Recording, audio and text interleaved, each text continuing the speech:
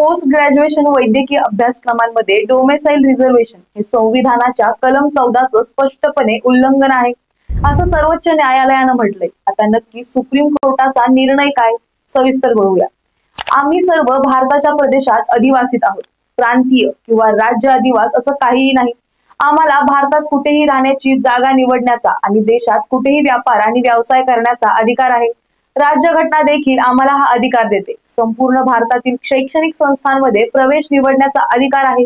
डोमेसाईलवर आधारित आरक्षण देण्यासाठी प्रत्येक राज्याचं स्वतःचे असे नियम आहेत.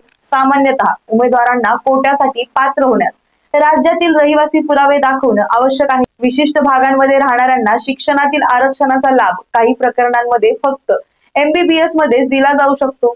पण पोस्ट ग्रॅज्युएशन वैद्यकीय अभ्यासक्रमांमध्ये विशेष डॉक्टरांचं महत्व लक्षात घेता निवासस्थानाच्या आधारावर उच्च स्तरावर आरक्षण देणं हेच कलम 14चे समानतेचे रक्षण करते. याचं उल्लंघन होईल.